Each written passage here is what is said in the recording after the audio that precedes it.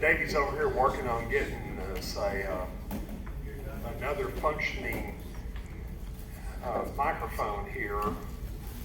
Welcome to what I think is the best part of Camp Brisket. And I don't know how this got started, but the first year we did this, I remember that Rob Walsh was here, and I remember Justin Forton from Pecan Lodge was here, and a couple other guys. I don't remember who all, but that kind of stuck in my mind. And they just had kind of like this little discussion kind of towards the end about just, kind of life as a pitmaster, just kind of talked about general kinds of things. I think the next year I've inherited that, and then we've grown because we've got more pitmasters helping us with various things. And I feel like we get to the end of this, and I feel like I want to just tell you guys to go on home and we'll have a discussion up here, because I've learned so much from these guys over time and got to know them so much better. We're 10 years into our experience with Texas barbecue, but I just love hearing their stories and things like that, and I think you appreciate hearing their stories.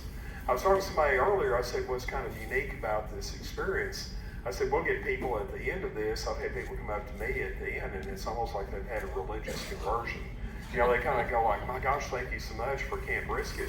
It's like I came wanting the secrets, and I didn't get them, but I found something else. I found a community. I found these people that had similar interests. I got to meet people that I've seen on television or read about, or seen all kinds of things, and I've been able to rub shoulders with, and I feel like I know them because I've heard more about their stories. And and I've gone by, I know Russell Roegels has told me, and I think the same thing Bryan Bracewell has told me, how many people you've had come by your restaurants over the years. And hey, I met you at Camp Brisket when you were barbecue summer camp, and they just come by kind of like it's a homecoming. And so I don't know how to explain that. I've told people before, I'm sure that at least in Texas, there's three major food groups. It's like barbecue, chicken, fried steak, and Tex-Mex, but we wouldn't have a Tex-Mex gathering like this. We wouldn't have a chicken, fried steak gathering like this. But we have a barbecue gathering like this. And so it kind of brings us all together. So there's something about culture, there's all kinds of things like that. So my purpose today is really to kind of shine the light on what these guys do. And we just always ask them to just kind of tell us a little bit about how they got to where they got. And those stories are kind of unique and things like that. And I think that gives you a better feeling, like when you do read about them, hear about them, go into their restaurants, you've got a better feel for who the people are that have devoted, now the better part of their adult lives to doing what they're so passionate about doing.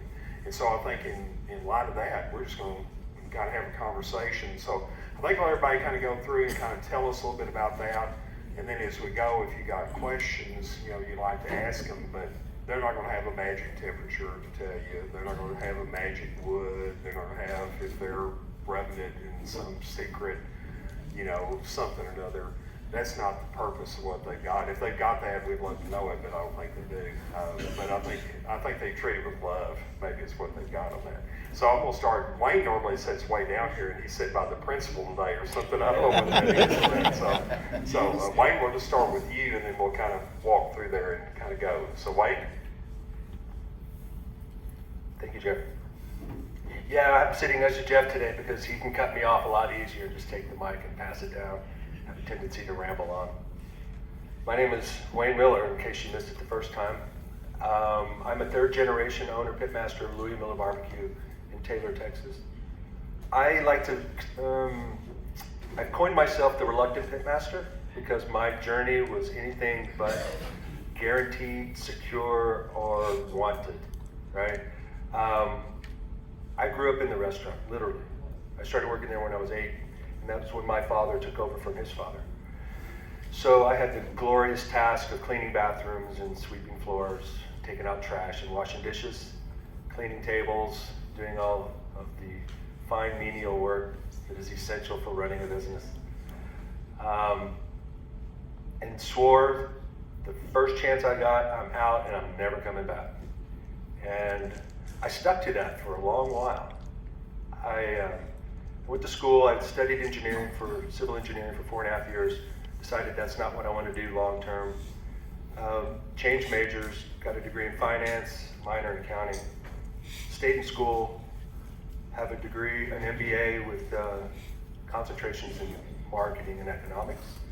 And then I re-enrolled again in U of H for psychology, just because I needed to round out my studies a bit.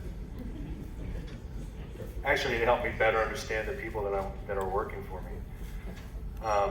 That's very helpful, believe it or not. But this path has been anything but linear, right? My father asked me to come back in 2001 to participate. There was a lot of things happening in our family at the time, and the business was suffering because of it. So I brought a little stability back. A few years later, my father won a James Beard Award, and then he said, "I'm done. I'm out. Come back."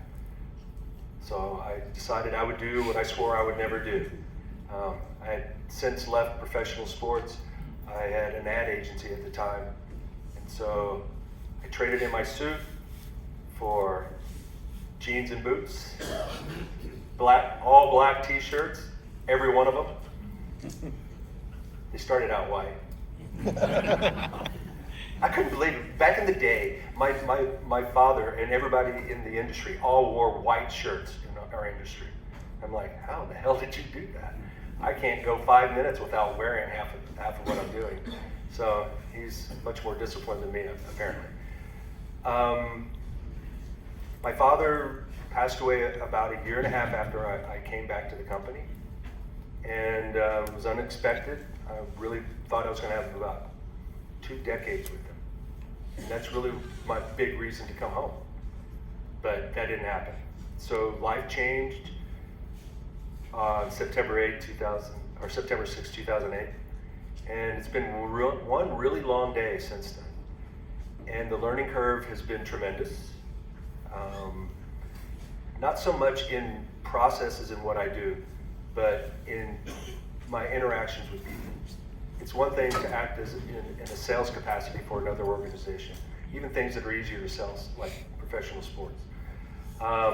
But being in a completely different industry, something that is on every corner, it's like selling ice to an Eskimo, sort of. That's sort of the way I felt. And barbecue was, in Texas, we all know, it's a part of the fabric of the culture. It's essentially a religion. In my hometown, it was even more, right? It was also the provider. It was the thing that kept us fed and kept us clothed.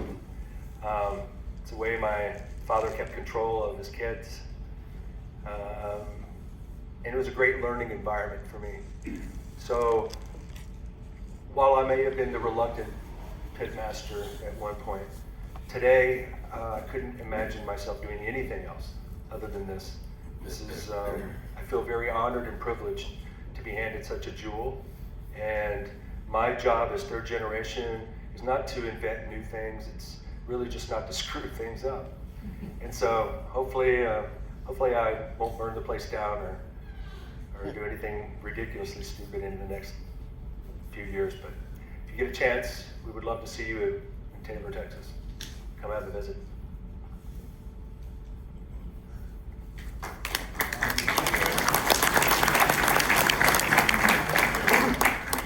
All right.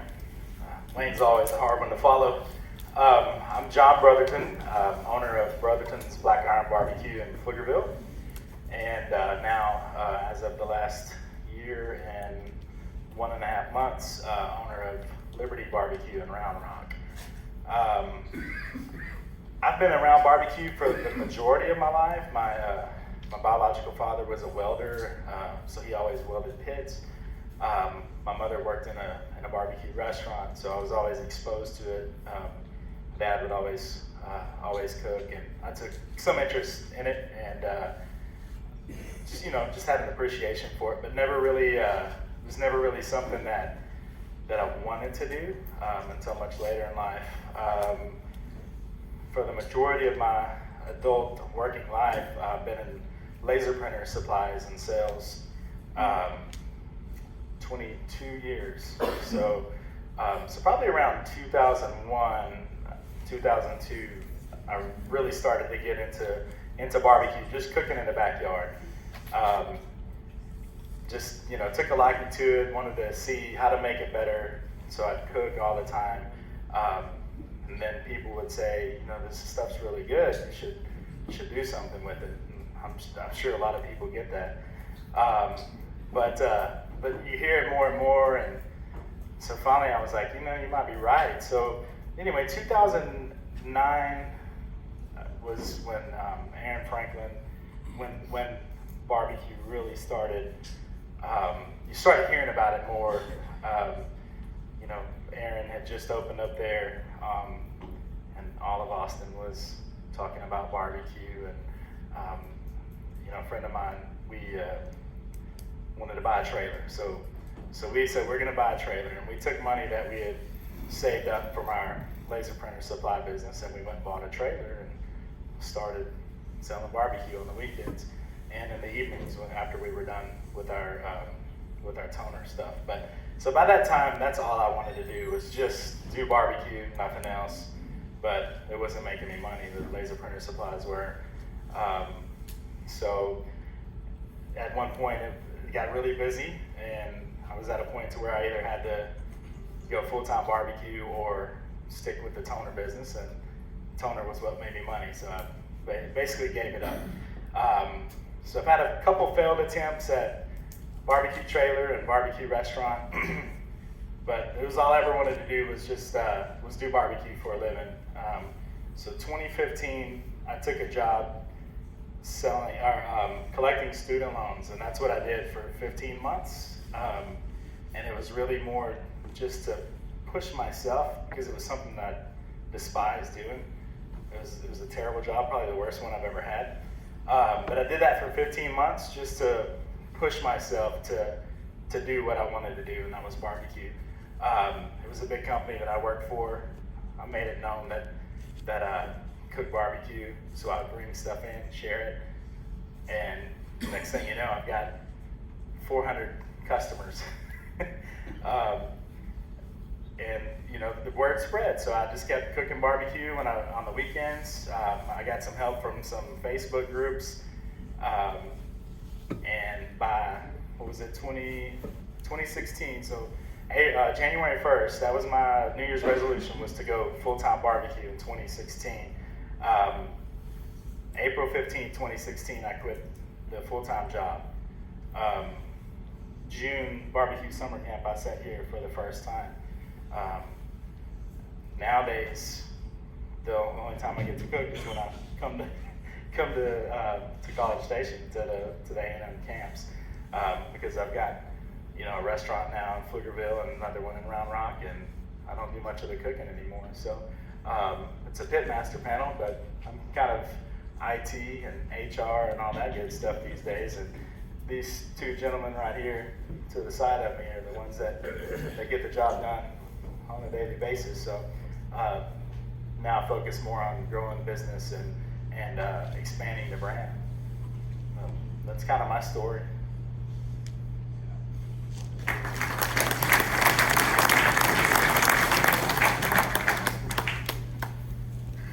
I'm Dominic Colbert. I grew up in a large family. My granddad had a barbecue restaurant, so we made sausage and we did what we were told. My uncles never shared any secrets, so I never really had much interest in actually cooking barbecue. You just left it to them. And so it wasn't until, I did a lot of odd jobs, and I tried to figure out what I wanted to do, even taught, whatever. But it wasn't until I started working at the restaurant, because I know I love cooking, that barbecue became a thing to me that I couldn't see myself doing anything else at this point. I don't know. It's just a lot of fun. So it's a lot of fun doing this kind of stuff. It's a lot of fun cooking. I've never dreaded going to work, so that's a good feeling. That's it.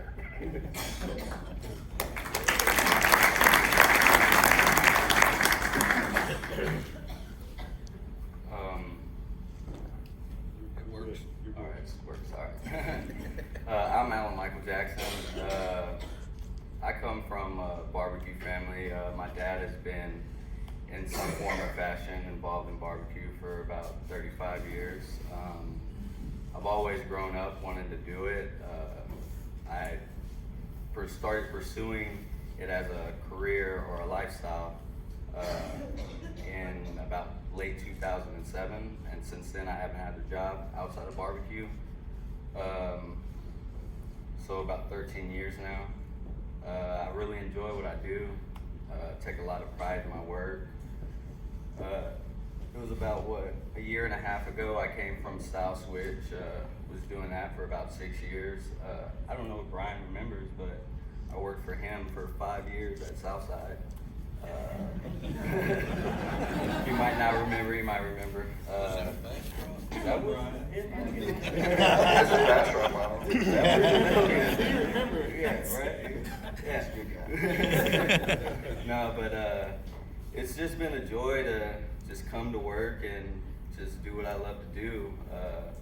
I wouldn't trade what I do for anything else. A lot of y'all like to do it as a hobby. I get to wake up every morning and do it and get paid, so it's not a bad gig. That's about it. Do you each do one of the restaurants? No, he wouldn't let me go to the other restaurant, so. He wouldn't. Yeah, I'm stuck where I'm at. He just owns the place. I originally hired him when I opened Liberty. When I opened Liberty Barbecue, I originally hired Alan to go up there and cook. But at that time, we were growing pretty rapidly, and probably could have used another hand. But these guys, hit it off from day one. And Dominic doesn't talk too much, but he came out to the pit one day and asked me if I needed help, and I was struggling because it's not an easy job. You really want to do it. You really want to do it until you get into it, and you're like, holy hell, what am I doing? Because literally, I mean, your short days are 18-hour days. So I would go to the restaurant and cook, and then you got to stick around for service, and then after service is over, you got to clean up, and then put another round on for the next day. And then you got to go home and you've got to answer all your emails and your social media messages and this and that. So Dominic asked me if I needed help one day, and I said, yes, I need help. And by that time, you don't want to share your secrets. You want to, if somebody wants to do the job, you want to share everything with them and get some help. And Dominic just really took a liking to it. He was awesome. Trained with him for a month or something like that. And one day I just threw him in the fire and said, It wasn't a month. It was a month. No. So I went to go eat barbecue. I threw him in the fire. I said, I'm going to eat barbecue somewhere else for lunch. You're cooking today. So that's the real story.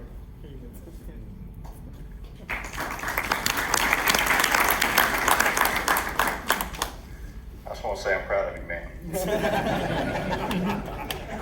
Because if I remember right, in our business, we get a lot of first-time job holders. A lot of folks work their way up from the ground level barbecue, and so you get the opportunity to be mom and dad and big brother and grandpa sometimes. I feel like I'm more grandpa now than I used to be, but seems like you're a little bit more of a punk back then, weren't you?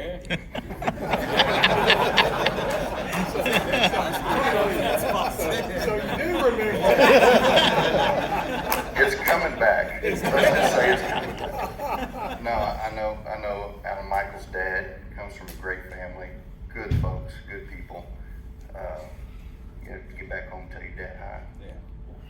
James. That's right. You do remember. I'm Bryan Bracewell, Southside Market Barbeque. When I tell my story, I start with the business because there's times where my life is the business and the business is my life, and it's not always in the pit, but it can be all consuming. And so our business started in 1882, not by me, not by my family, but by a guy named William Moon. And he slaughtered animals out in the country, brought them to town on a horse-drawn wagon and sold fresh meat door to door in Elgin, Texas. And the sausage and the barbecue is just a derivative of having fresh meat, no refrigeration. So either sold it fresh or he smoked it and sold it the next day. But really the genesis of our business is a small town German butcher shop. He did that for 4 years, and then he opened his first brick and mortar in downtown Elgin. That was just a small town German butcher shop, smoked meats in the back. And I think we're trying to think, my grandfather was the 6th, I believe, owner of Southside. He bought it in 1968. He was a meat salesman for Armour Sweat Eckridge. And he was based out of San Antonio. Ran a truck, delivered meat on the route, and all down in the valley, all kind of stuff. And in 1966, he was transferred to Austin, and Southside was one of his routes that was one of the stops on his route. He covered Bastrop, Elgin, Taylor, all that area.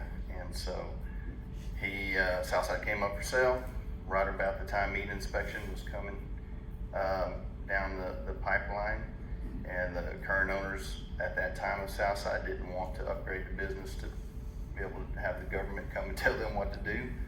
And so he bought it, took over, got the business up to snuff, and then it's been in our families for, this is our 52nd year in our family. I came along in 1975. I started working in the business when I was 12. I remember, much like Wayne, growing up, we called it the Market. That was just the name of the building. It was centrally located in downtown Elgin, and so all the schools were around there, and after school was over, I'd get my brother and my sister or whichever campus, and we'd walk to the Market. There was a little general store right beside the Market. It was, they sold kerosene in the big pumps still. They sold, like lamps and everything that an old general store would sell. This was in the 80s. They were probably 30 years past their prime, but me and my brother and sister would always go and sit with Mr. and Mrs. Writing down at the general store, and then we'd go get a stick of gum from them, go over to the Market. There was an ice cream counter. You get a push-up cup from my grandpa, and it was life was good. Turned 12, and Grandpa says, "Time to go to work, boy." And so I started working at Southside. My first job was get there early in the morning and put the sawdust on the floors, kind of like feeding the chickens. And then throughout the day, take your garden rake and raking all the sausage or crackers or whatever was on the floor.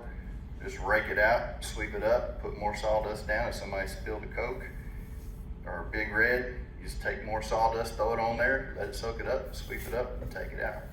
Work my way up to actually being on the line, and I would get the soda waters out of the case and give it to the customers as they were ordered. They're all pop tops back then, and so you take the order, get the soda water, knock the top off of it, and every time you did that, there was a little spray. And we sold so much Big Red back then that by the end of the day, my arm would be stained red from my wrist to my elbow, and thought that was pretty cool. From that point, I was probably 14 years old, started kind of gravitating towards the pit room. They turned me loose on the sausage because you almost can't mess up the sausage, but they wouldn't let me touch any of the other meats. And by the time I was 16, I was working on the weekends in the pit room. Graduated high school and decided this is what I want to do for a living. We not only had the barbecue joint, but we had the meat plant and the slaughter plant.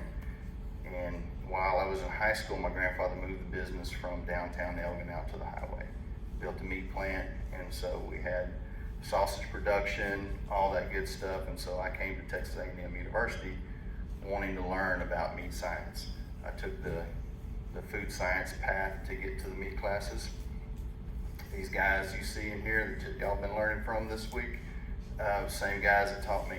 And so I tell everybody in a small town business, when you're working with your family especially, kind of like Dominique, you do what you do because that's what you're told to do, and you don't ask very many questions, because if you ask too much, you're told just to do it.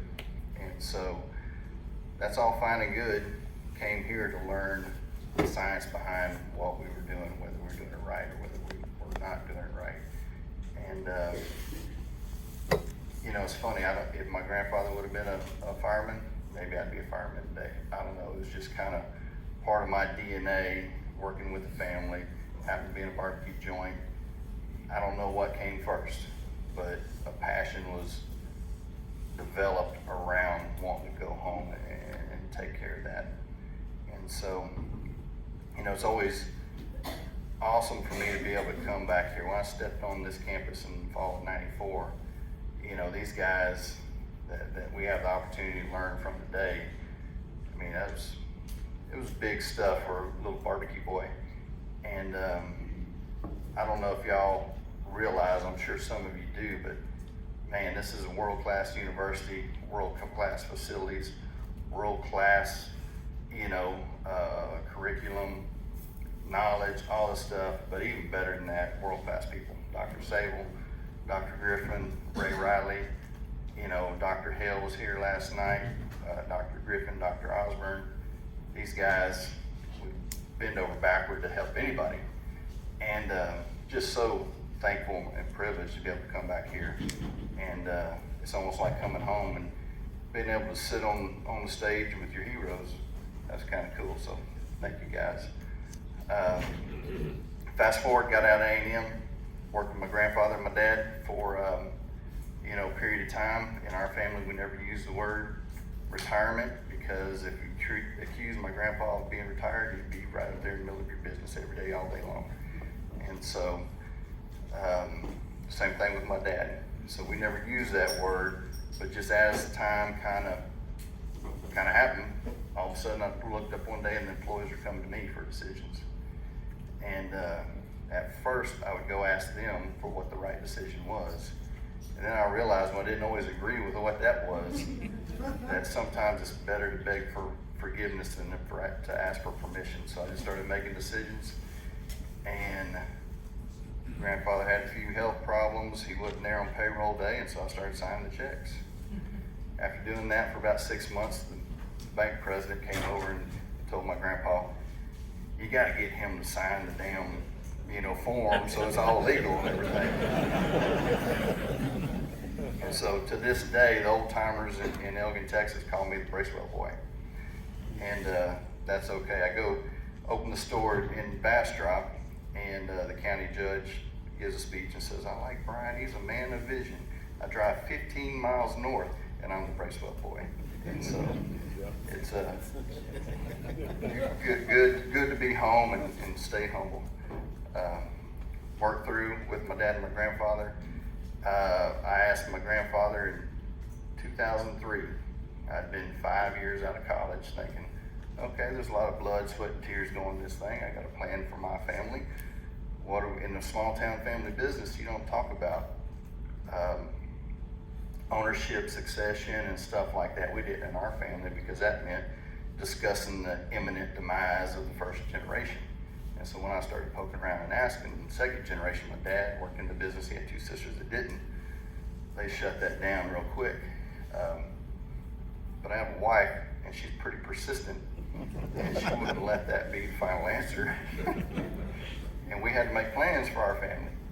And so we kept asking, and in 2003 I approached my grandparents and said, "Look, I've got to know what the future looks like for me.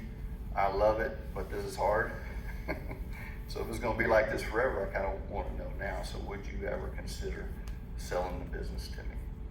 And in 2003, their first answer out of their mouths were yes, we would. 7 years later, on November 4th, 2010, we closed on the business. So, tell everybody I'm not a very smart man, but I'm persistent as hell. And so at that point in time, that's when I really learned how to, you know, kind of some of the things you're going through now, John, of dang, today you're the HR person, tomorrow you're the CFO, Next day you're talking to the banker with your hat in your hand, you know? And so learning all those skills, and when you think, God, when I started this thing, I just wanted to cook barbecue. Like, well, what the heck happened to that? And so we bought the business, all the cash moved out of the business. My grandparents, both born in 1930, ran the business very conservatively. There was always money in the bank. So while they owned it, I always knew I could do this, I could do that. I wasn't gonna screw it up big enough to not be able to do payroll. Once we bought the business, all the cash left, debt came in, that's when I learned how to use a bank. And I realized that I could screw up and not do payroll. And learned a lot through that process. And it took us about 4 years, almost really to the day, November 4th or 5th of 2014, we opened a bass drop store. And part of that, my whole life growing up, everybody always asked my dad and grandfather, man, it's successful, you're all doing well, why don't you open another store? Why don't you go here, why don't you go there? And I just remember them always saying, yeah, we're gonna do that, we're gonna do that. And then that person would leave, and they had never had any intention of doing that, they just get them out of their face. And, but I thought, you know what, I think we can do this. And so we went down that path, opened that store, and then fast forward 5 years and opened another store. And so really the details we've been talking about, sausage and barbecue, brisket, all the finite details that we deal with on a daily basis, that's good and everything, but really our business is all about people. Young punks like this, or old punks, or whatever. And so what I've been doing for the last almost 22 years is building a team. And we're blessed with a lot of great people who do a lot of great things for us. And, you know, kind of like you said, John, man, I don't get to cook barbecue every day like I used to. And so, but what we can do, and I'm in the same boat, but what we can do is, you know, in the NFL, you talk about the Bill Belichick coaching tree and the Tom Landry coaching tree and all that kind of stuff. And so what's my coaching tree going to look like? Do good, okay? And so I feel like that's what we've got at 3 stores now. Josh, sitting right over here, he's the head man at the bass drop store. He does a damn good job day in and day out, and it's not easy. And I appreciate you. And we've got a lot of good folks like that. And it makes me proud to see that. And there's a tremendous responsibility I feel on my shoulders. Not only food quality, customer service, and hospitality, because that's what we do all day, every day, but to create the environment where good people want to come and want to use their God-given talents with other like-minded folks and just make people smile. Whether it's a coworker or whether it's the guest, you know, that's really, really what we're doing. Rachel and I believe, you know, this business is bigger than us by far. It should way out-survive me. Chase, if I don't mess it up, maybe one day it could be yours. Chase started working, and his twin brother started working in business when they were 11. So he beat me by a year, and he's still in the dish pit, still cleaning tables. You know, this is his entrance into barbecue right now, this weekend. But this business is bigger than us. It'll outlive me if I do it right and don't screw it up, as Wayne said. I believe that every day, you know. Very blessed. This is the good Lord's business. We believe that, and we're just the stewards of it for this period of time. And we're thankful to be where we're at. And so we're not slowing down. I don't know if, I think our barbecue, I think everybody up here, the barbecue is better now than it was 5 years ago, 10 years ago, my grandfather's time and all that. Is who's better than who cares? You know, I don't know. We're gonna pedal hard, and we're gonna get up every morning, and you know, nobody up here gets up to be in second place. Nobody up here gets up every morning to not do the best they can. And you know, it's not an easy business, but it's built on the backs of good folks. And so we're gonna continue pouring into them and see where this thing goes. So I took your time, Wayne, that you left.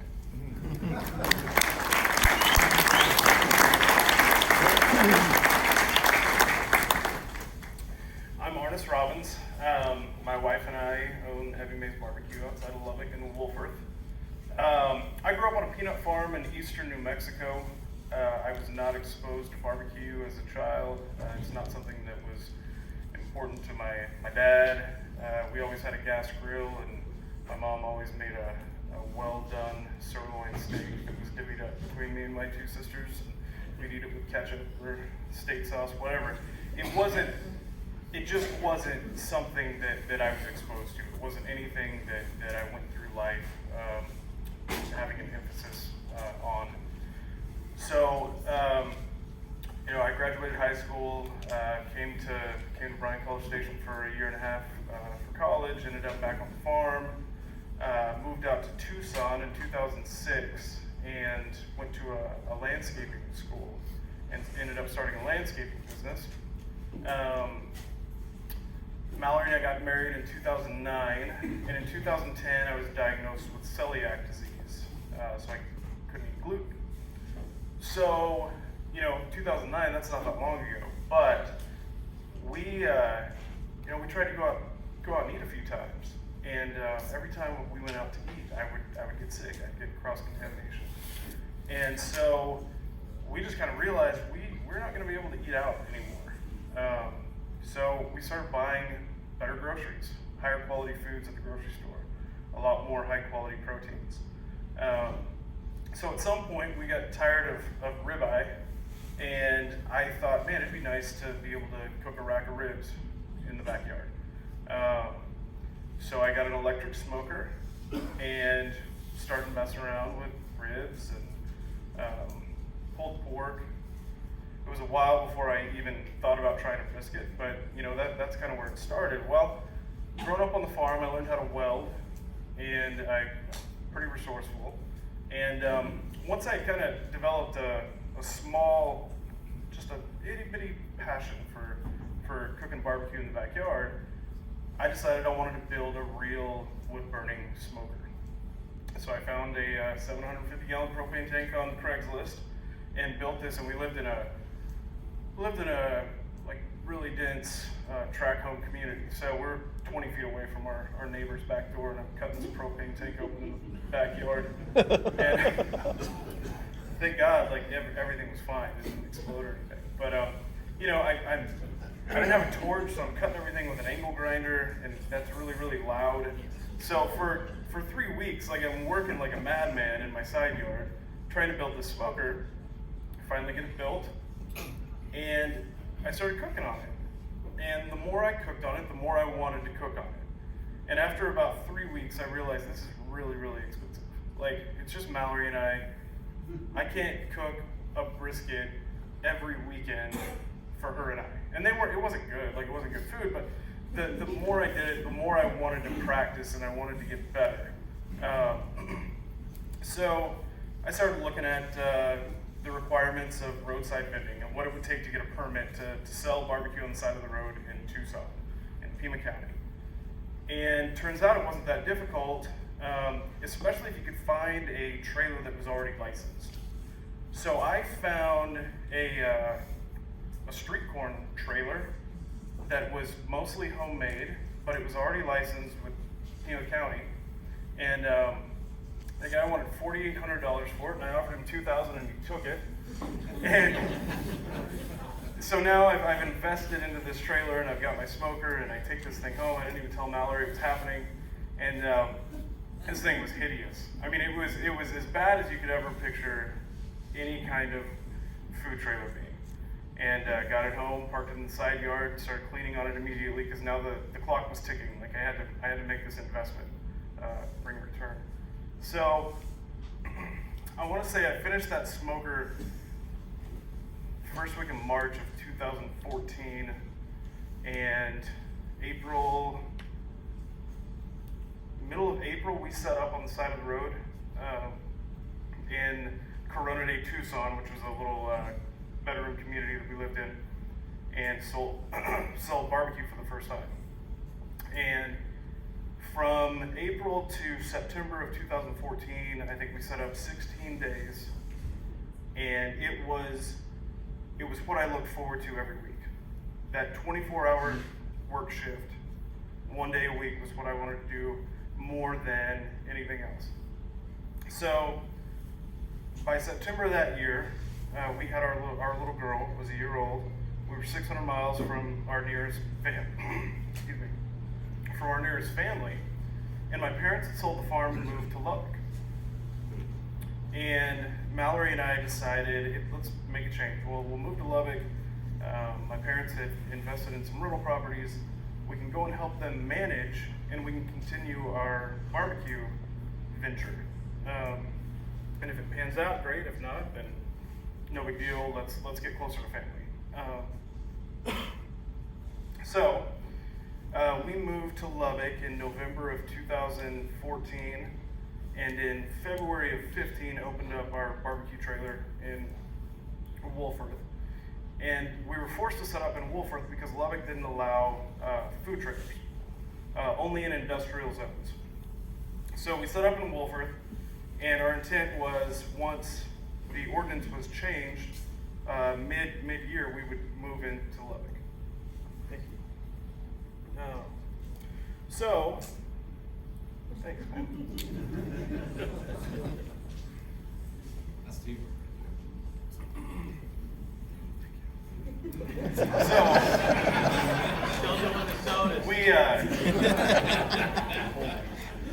So that was the intent, was to eventually move into Lubbock. Wolford is small. It's the only thing that separates it from Lubbock is a line and an incorporated township, but there's not a lot of commerce there. So we were planning on figuring out how to set up in Lubbock, and Daniel Vaughn showed up, and we were probably days away from really being in a bad financial situation. And he showed up and posted a review on his blog, and the next day we had people showing up that had no idea that we were there. And really from that point until now, that's when things took off. That's when things started.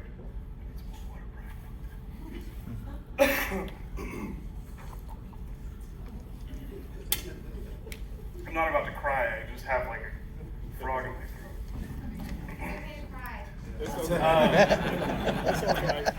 So We've all done it. Come on. So we had set up our trailer in front of this little strip center storage facility, and we were able to keep product in the back and do dishes, and we even brought some picnic tables in so that people could sit down inside.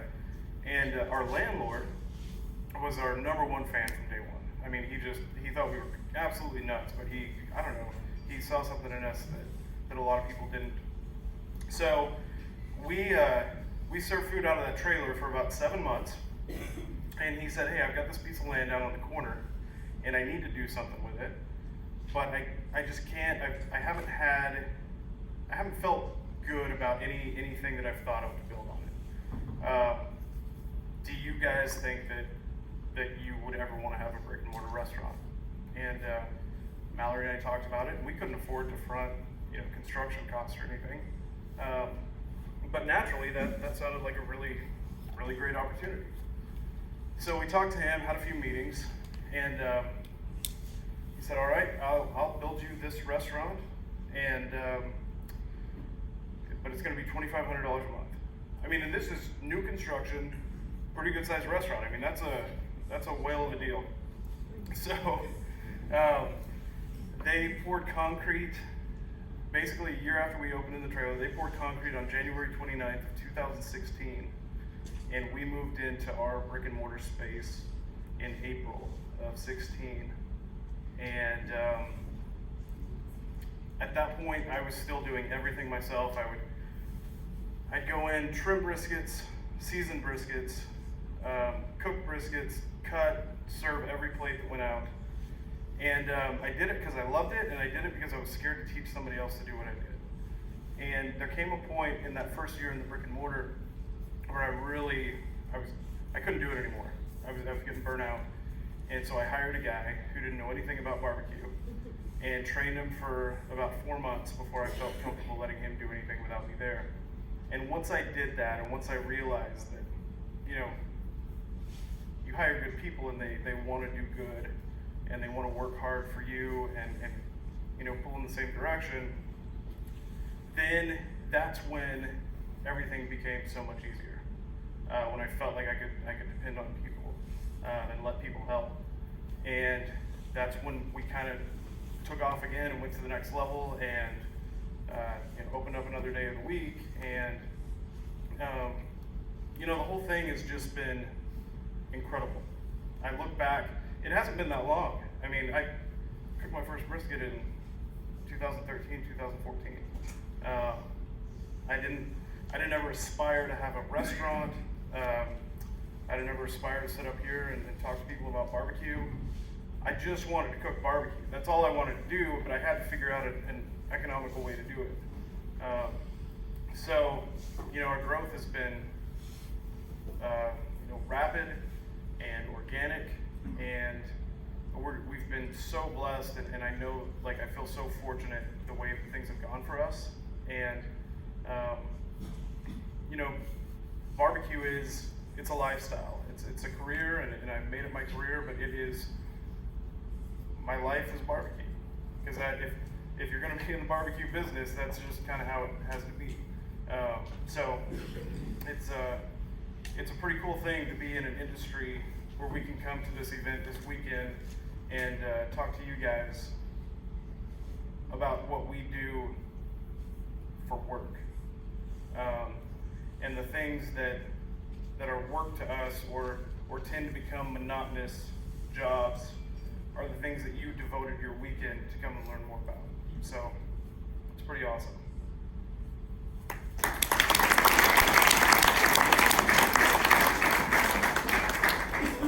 All right, now you got to listen to the old guy. My name's Todd David, and I'm with Cattleack Barbeque out of Dallas. So I was born in the 50s in St. Louis, and barbecue was something that happened a lot in the backyard. And there were the events, and there was the food. And it was just kind of a lifestyle for my family.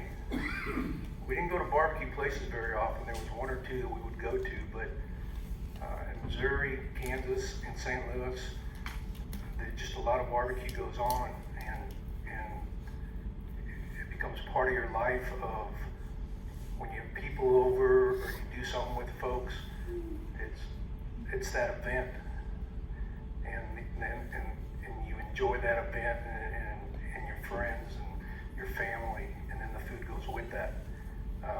It was probably more grilling than it was barbecue, but they called it barbecue. It seemed like when we cooked on a gas grill, that was barbecue. And if you threw charcoal on a device, that was barbecue. That's that right? Grill on a barbecue. Anyway,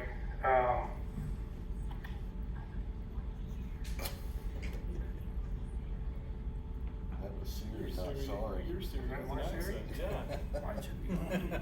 Anyway. Are you asking Siri what is barbecue? No. Siri, what is barbecue? Anyway, I went to college to be an engineer, and ended that after a year and switched colleges to become an accountant. And one of the houses I lived in there, they had a barbecue pit that was from the tenants before us. If you know what do they still have hibachis? This was the little one they called the son of a hibachi. and we would grill and cook on that. And then I had an offer to come to Texas to be an accountant. That's how I got to Dallas. And had a Weber on the patio of the apartments I lived in, which is how I met girls and stuff like that.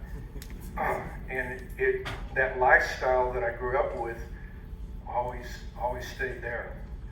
I took a job as an accountant when I moved to Dallas. I switched from that and went into sales. then did pretty well in that. After the second year, they hired a new sales manager who told me on a Thursday that, he didn't know he was a lousy manager, but so he and I didn't get along real well. He told me I had an attitude problem and I needed to change that. So I went in on Friday and resigned. And for $25 on Monday, I started my business. And that was a window washing business, because I had done that in St. Louis in the summers, all through high school. And enough to where when I left for college, I had a brand new Camaro that I paid cash for my savings. That was a big deal back then. Anyway, started a window washing business, expanded that, went into carpet cleaning, commercial carpet cleaning, expanded that in a disaster cleanup business. And when I would travel, barbecue I was one of y'all. I still am, okay? Barbecue was always this big hobby of mine.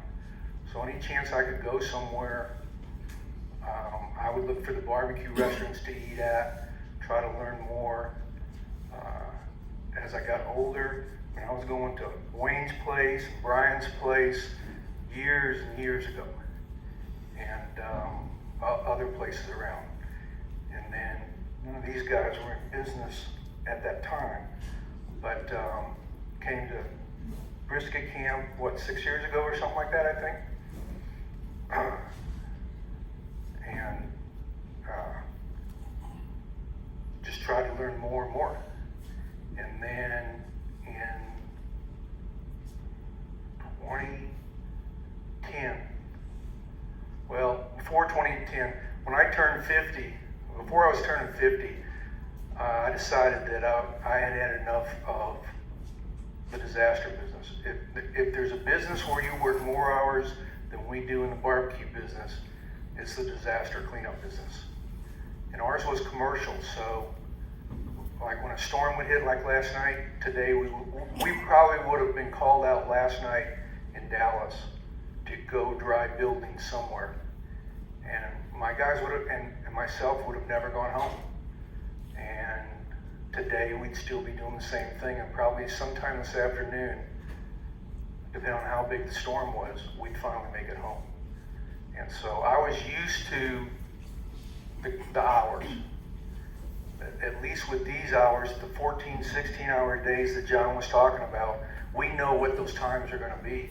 When I was in the disaster cleanup business, you have no idea when the next call is coming in.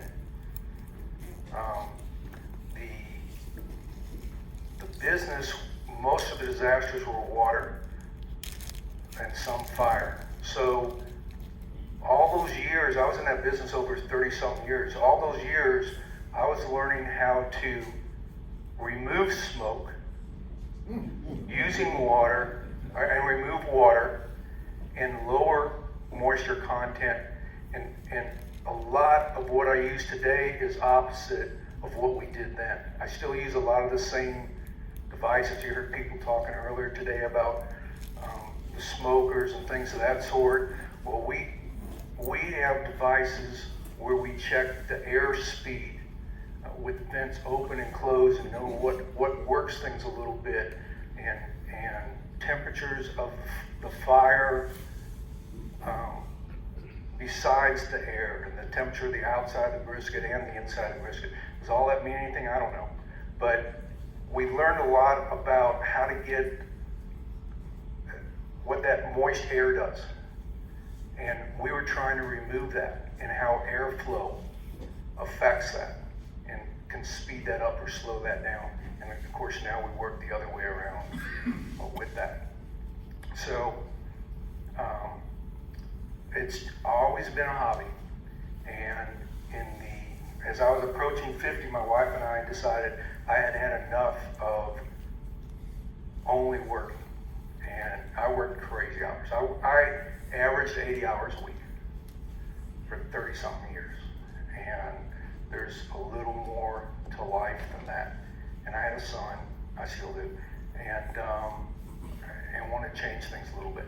So we have built a pretty good sized company. The carpet cleaning business I had built was sold about 10 years before that. We split the company into 2 divisions after the big tornado hit downtown Fort Worth, for those of you that remember that in,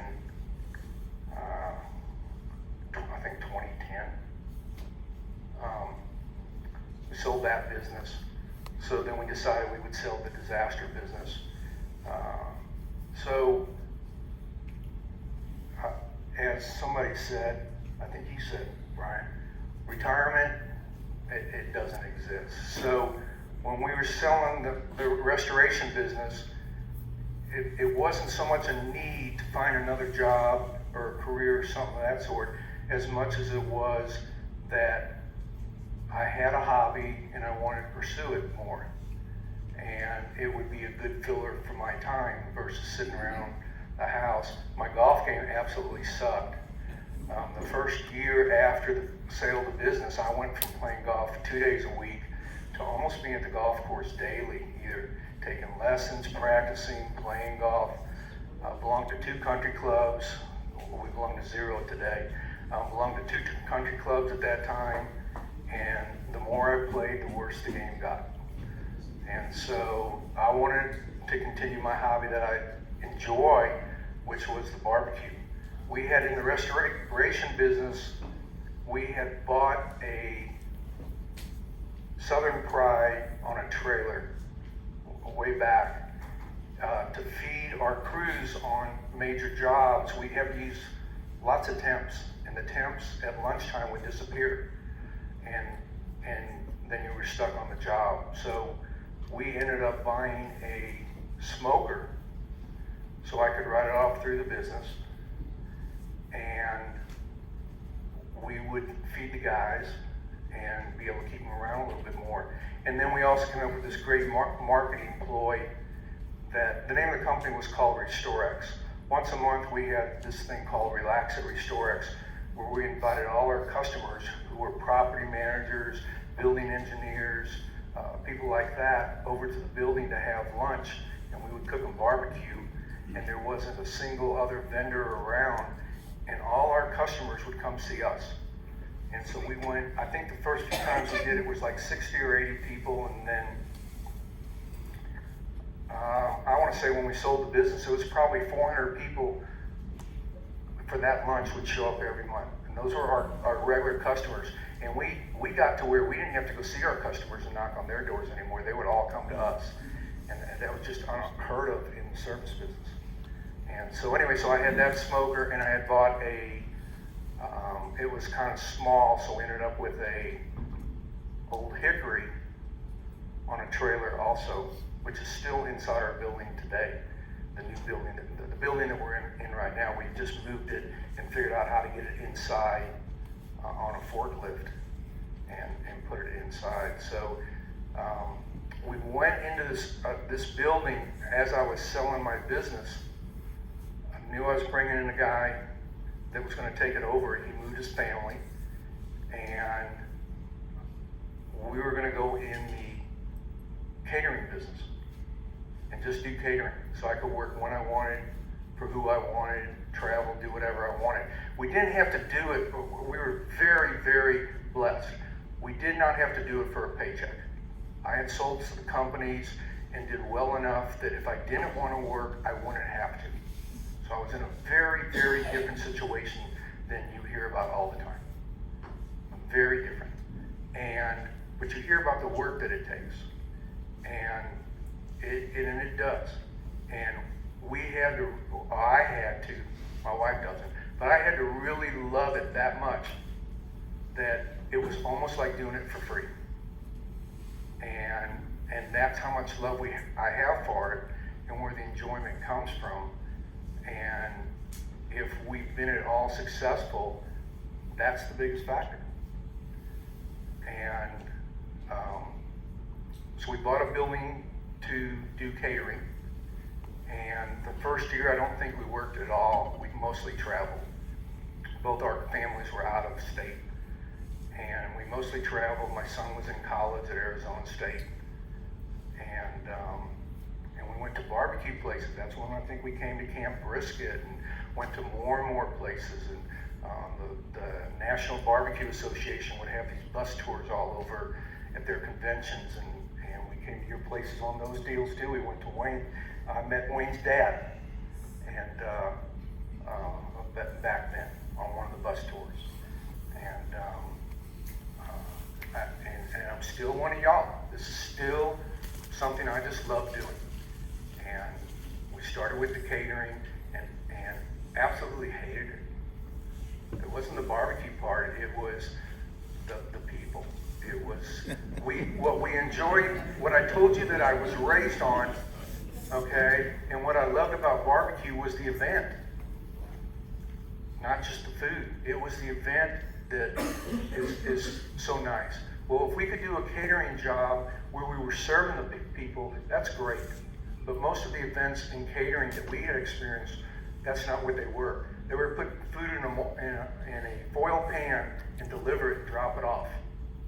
And to me, there may be money in that, but that was just work. Okay, there was no feedback from that, no love for that, no conversation with that, none of the good stuff that go with hanging out with your friends and your family at a barbecue. It was just a job, and I wasn't looking for a job.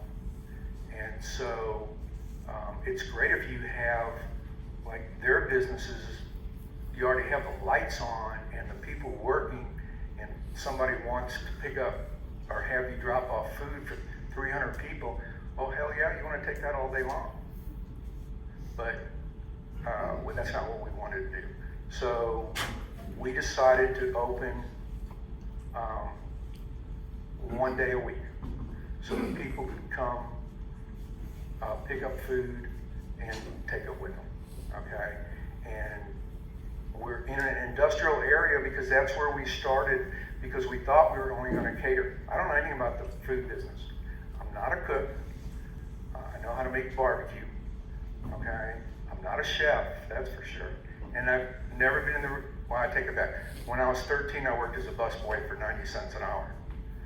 Other than that, I don't know anything about the restaurant business, and I hope not to. But I do know about business. I have a degree in accounting. I've owned a couple different businesses most of my life, okay? And so I've learned what John's learning right now. I've learned about payroll, I've learned about profit, I've learned about inventory, I've learned about the IRS, all that kind of stuff, okay? I know accountants well, I know attorneys well, I've got all that stuff on, already built up. Insurance and how all that works, I've got experience at successful businesses, marketing, sales, all that kind of stuff. So we opened one day a week, and we were in this industrial area because we were only going to cater. And when we first opened, maybe 4 to 6 people could come inside. And within a short amount of time, I think Daniel may have come by. Did you come by in the old days when you could only eat out on your car? I've never been to your restaurant. Oh, okay, that's right. I don't, no, that's not that guy, I'm not different Daniel. The first time I ate your beef rib was actually sitting inside Central Market because David had picked one up and brought it to me when you were still together on. Okay, so that's how we started, and that went for maybe 6 months to 9 months. And then we took out what was an office and a reception area. Remember, this used to be an industrial business of some type. Actually, it was in the food business, luckily. So there was already a grease trap there, vent hood, stuff like that. Now we're renting space, I don't forget what it is right now, somewhere between $4 and $6 a square foot, okay? But nobody knows where we are unless we tell them or a customer tells them. It's the only way. You can't find us on any road. I mean, you can find, once you know about us, you can find us on Google and all that stuff, but you have to know, it has to be a destination of yours. And people started coming. And then about a year or two later, we went to the city and said we wanted to take down a wall between us and the neighbor and expand into there. But I had a rough going with them the first go around. So, but they would come over and eat all the time, so they knew us well. So I called a meeting at our place and said, hey, we're thinking about moving to Addison, which is the next little town over. We're technically in Farmers Branch, Dallas. And so I sat down with Farmers Branch and had them all come in and said, look, we're thinking of moving to Addison unless you can make this work. And the city of Addison came in, there's no sprinklers in the building, and we couldn't go to a larger size for a lot of different reasons. So they devised a plan of how we could expand. And they did all the drawings and all that kind of stuff. And about 4 years ago, about 4 years ago, we took down a wall and put in some picnic tables. There's probably about 120 people can sit down.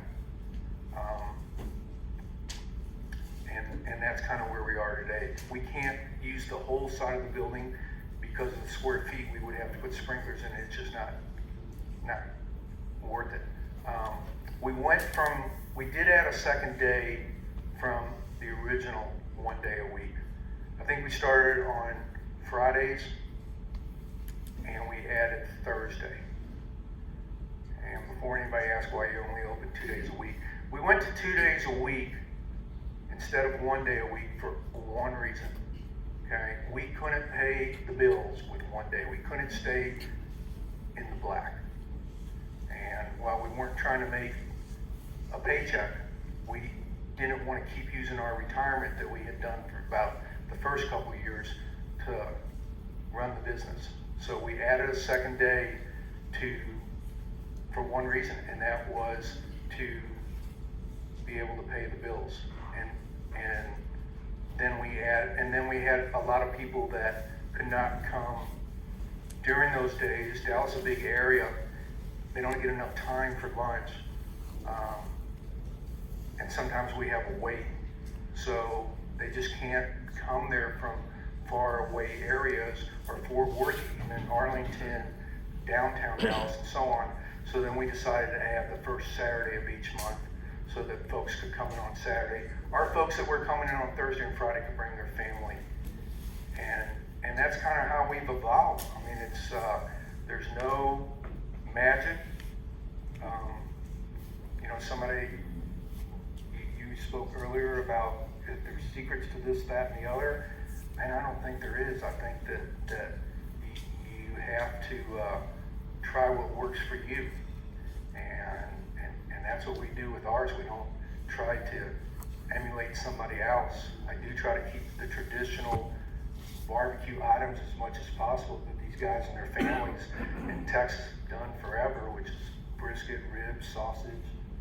We try to make our own sausage. All my businesses I've always done to where we're excellent at what we do. And we want the barbecue thing to be an incredible experience for our customers. That's just part of my growing up. And it's just the drive that I have of how I do something. And I don't, for us, all our stuff says branded the best. And because we did our logo in a style of a branding on it. And we believe that if we're going to put our brand on it, it's got to be the best we can do. I'm not saying it's the best in any area, but it's our best. And if we're going to put our brand on it, it's going to be our best. And that's just a work ethic that I've always had. And so when I hear that something's wrong, the reason we make our sausage is it was either Daniel or somebody wrote something negative about our sausage in the early days. They had a lot of nice things to say about other stuff, but our sausage, they said, was like Eckerd sausage that you buy at the grocery store. And the next week I was working on, okay, we're going to learn how to make our own sausage. Because we were buying pretty good sausage we bought from Eddie's, is that what it's called? Which I thought was pretty good, but one of the critics did it, and it was like, okay, that's good enough for me. I'm going to figure out how to do it better. So anyway, that's my story, and I'm sticking to it.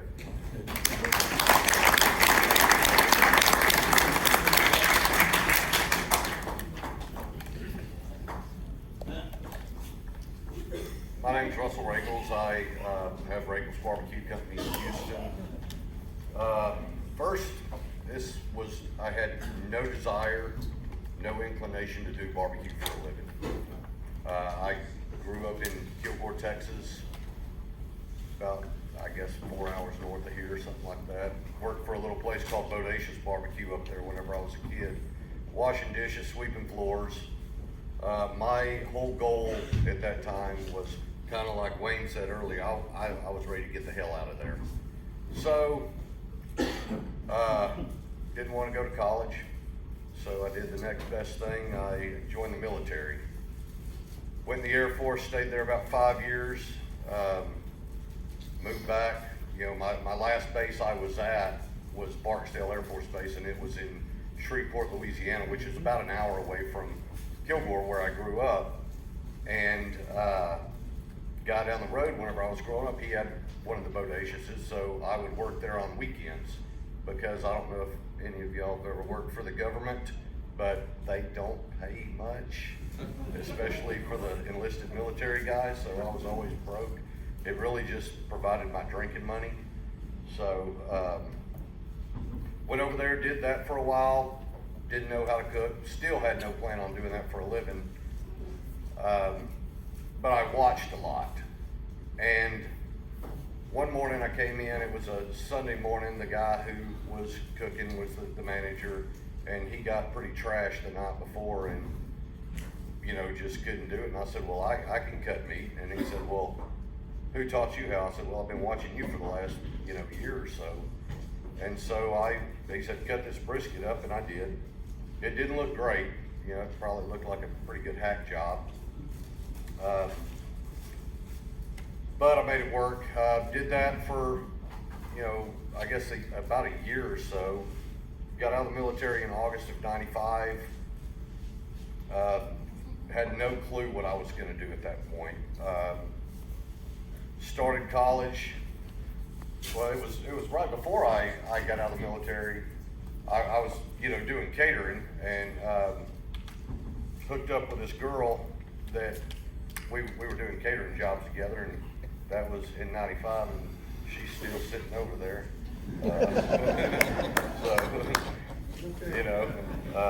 We got married, had kids, and we're still doing barbecue, but I didn't plan on getting divorced, and that hadn't happened. I did not plan on doing barbecue though. So we both went to college. We're gonna kinesiology. We were gonna be traveling teachers. We thought that would be a cool way to see the world. And one day we're sitting out in the middle of the lake drinking beer, and this guy said, hey, my nephew had a restaurant in Houston that he can't run anymore, and they were thinking about calling you and seeing if you wanted it. Well, this was 5 years later. I continued to work at Bodacious after I got out of the military while I was going to school. So we had thought about, doing the barbecue business at that point. But we never thought it would be in Houston. We always said, well, if we leave, Kilgore, Longview, we're going to move to Dallas. Monday morning, called the guy, and it was a company called Baker's Ribs out of Dallas. And he said, yeah, here's what I want for the business. And I said, well, I think I was 28 years old, had a 13-month-old kid, and I was broke. So I was like, well, I don't have that. And so we worked out a deal, and I think it was, like 11 days later, something like that. We packed up 2 cars and a 13-month-old and headed to Houston and took over Baker's Ribs there. That was in July of 2001. Bought it January 1st of 2003. Did that for about 12 years. And in April of 2014, or I guess it was about March, a customer came in and said, hey, I went to this thing called Camp Brisket over at College Station. He said, you gotta meet up with those guys. They're gonna be at the barbecue festival next month. So I said, well, that'd be cool. And met Dr. Savell and those guys, and he begged me to come out here. That's my story, I'm sticking to it. He's got a whole different side of the story, but I tell my family a different one, you tell your family a different one. Okay. So I basically asked Dr. Savell if I could come out and said, you can't keep me away, I'm gonna be there. And so I showed up to a summer barbecue camp, and now I had only been exposed to basically one kind of barbecue my entire life, and that was the Bodacious way, which turned into the Baker's Ribs way, which was kind of the same thing.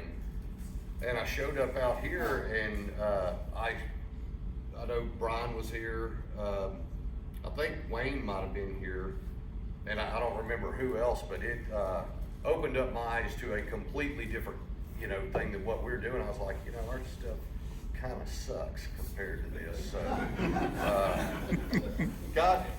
I think I got home and told Misty, we're turning this thing upside down. So now we're still part of a franchise, so we can't do exactly what we want to say, but we started changing things and trying to do better rather than just doing barbecue. Well, about October of 2014, a guy from the Chronicle writes a little thing called Back to Barbecue School, and it was about me coming out here, and the guys in Dallas got wind of it, and they got kind of pissed off about it because they said it made it look like they didn't know what they were doing, and I thought, well, if the shoe fits. And so we kind of cussed each other out on the phone for about 30 minutes and, hung up. And I lawyered up, knew I was going to get sued and I was going to lose. And I was going to probably have to find something to do, but we had decided, the hell with these guys, we're going to do something else. And we were just trying to figure out what to call it at that point. And we weren't doing near the volume we were doing, and I guess really the first person besides me and Misty that knew that we were going to do it was Daniel. Daniel came in one day, and we were so broke and not doing any business back then. I was the only person working at the restaurant we were open, and me and Daniel had about a 30-minute conversation, and I don't think anybody came in during that 30-minute time frame. About 2 weeks later, I called the franchise owner up and said, hey, our last conversation didn't go so well, and I'd like to take part of the blame for that. And I said, but I can never make my own name if I'm under your name. I said, so, you told me you asked me if I wanted out. I said, yeah, I want out. My franchise agreement's up. And he said, all right, well, you're free to go. No, we're not gonna, go after you or anything. And I said, okay. He said, just let me know what you're gonna do. So I hung up the phone with him, called Fast Signs. I'd already had my fancy logo drawn up. It was my name with a circle around it. I said, hey, y'all run this thing. And so about 4 days later, they called me and said, hey, your sign's ready. And this is about 11 o'clock it was a Friday, right? Yes.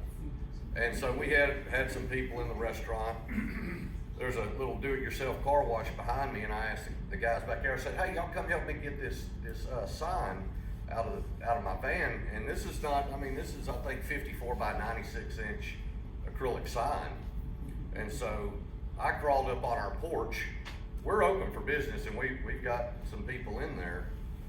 And one of my high school classmates walked up, and he's like, what the hell are you doing? I said, just grab that sign and help me get it up here. So I had a drill, pulled the sign down right in the middle of lunch, slid the Roegels Barbecue sign in there, kept going, so people walked in to Baker's Ribs to have barbecue, and they walked out of Roegels Barbecue. That's how it happened. And they're, going, hey, what's going on here? So I would say things got better at that point, but we were in a very conservative neighborhood, and things started sliding down because the business had been there 20 years, and we didn't warn anybody we were changing anything really. It just kind of happened, other than social media, and back then we didn't have any following hardly at all. And so things kind of tanked, but I believed in what we were doing. I said, we're gonna do better. We're trying to learn. We had drove around to numerous different barbecue places eating, just trying to figure out what they were doing that we weren't doing, why we didn't have a line out the door while we were hoping for a few people to come in. And so I'm standing out there one day, and I just looking out the parking lot, and Misty goes, "You think we messed up?" And I said, "No, I don't. It'll happen. I believe it'll happen one day." And about a month later, a lady I had seen one time in my life walked by the door, and I said, "Misty, I think Allison Cook just walked by." For people in Houston know who Allison Cook is. If anybody doesn't know, she is the food editor, editor, right? For the food critic, something for the Chronicle. And she's been known to write stuff, and it really helps. We'll leave it at that. So she walked in, she liked what we were doing, and a few weeks later, I get a text from a guy that says, "You better cook heavy tomorrow." Well, I cooked 6 briskets that day. And, so I said, "Well, what the hell, let's cook 12. Let's see what happens." Well, within, I think it was an hour or so, we were out. We didn't know what we were doing. We'd never seen that kind of volume there. And the article hadn't even come out in the newspaper yet. It had only come out online. So the next day, let's cook 20. Well, we run out early again. I mean, and this is, people in Houston at that time weren't used to the whole selling out thing. I mean, I thought I was fixed to get street beat right there in my restaurant. not having barbecue at 3 or 4 in the afternoon. So, we've evolved off that, but I've been fortunate enough that Dr. Savell keeps letting me come back here and cook and help out and do whatever I can do. It's a blessing to be here. We've come to pretty much everything that they'll let us come to, and not only to help out, but try to learn. We learn something every time we're here. I hope everybody's here has picked up some stuff this weekend. You might, the first time I came to Camp Brisket, I didn't think I learned a ton, but about 3 weeks down the road, I'm going, yeah, I learned that there. And so I picked up a lot of little things, but I guess that's all I got about we need to eat, because it ain't getting no warmer out there.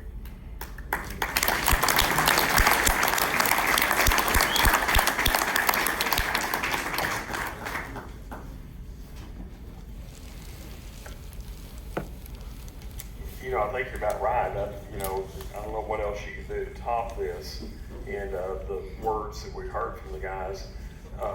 Russell, I kind of think, once we met each other in the spring of 2014, and you came to barbecue summer camp in June of 2014, and you've come to every camp since that time. Yep. You and Misty have come on that. And somewhere in here, you showed up one day, and there was this other guy with you, and it was some guy named John Brotherton. We didn't know who the hell he was.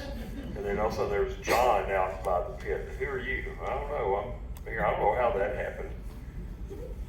How did y'all hook up? I met John. Misty met John. She went on a barbecue run with some guys that they were doing like 30 stops or something stupid in one day. And she said, I met this guy named John who does all these sausages out of his house. And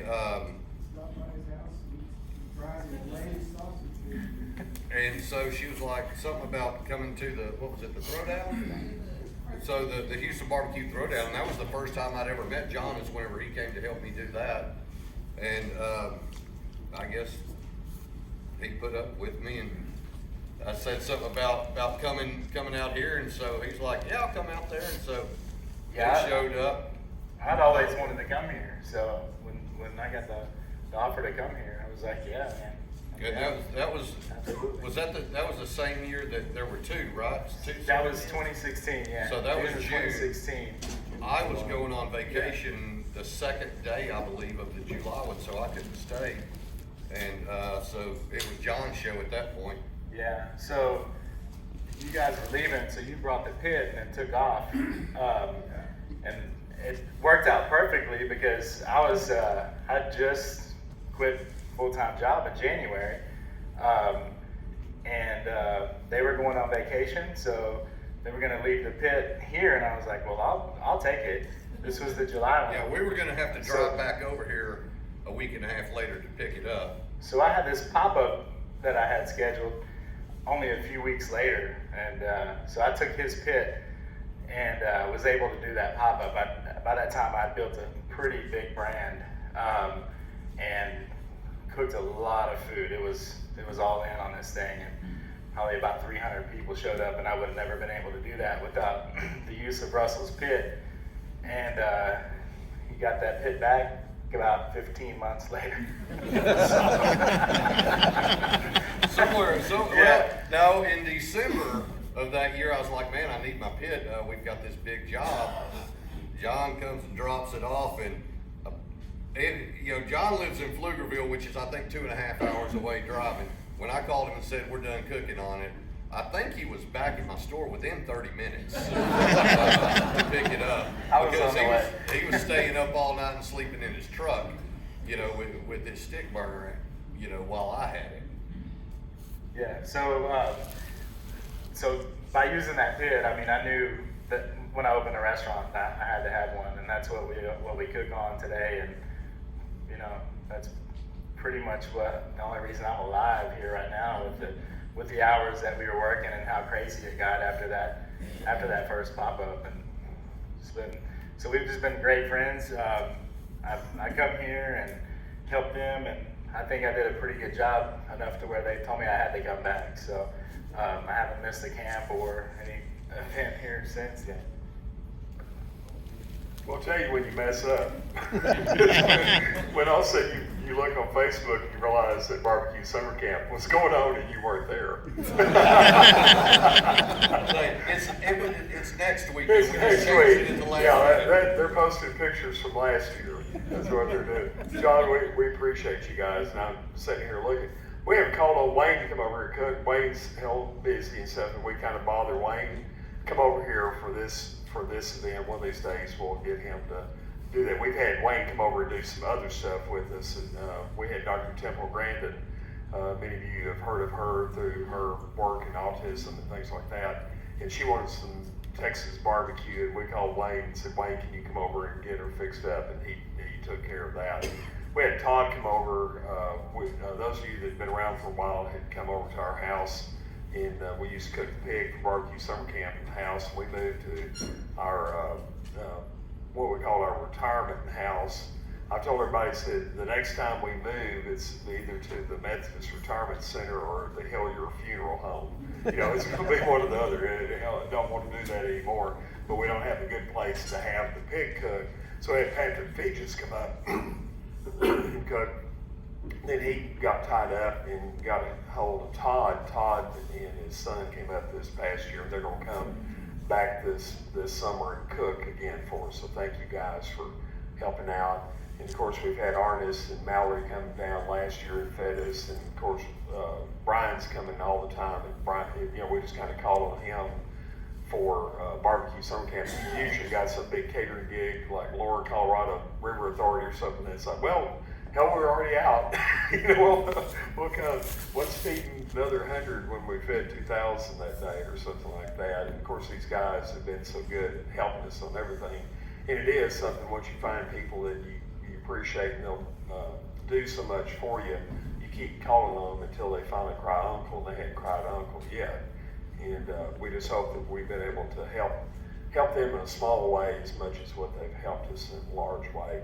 And I know we're getting to the time of this, but one common thing I think I just wanted you to comment, and it's kind of easy because Daniel's here, it'd be easy to say, well, if Daniel's helped you, stand up, wave, or, whatever. But, Brian, you made a comment about Danielle in her TV show and these type things.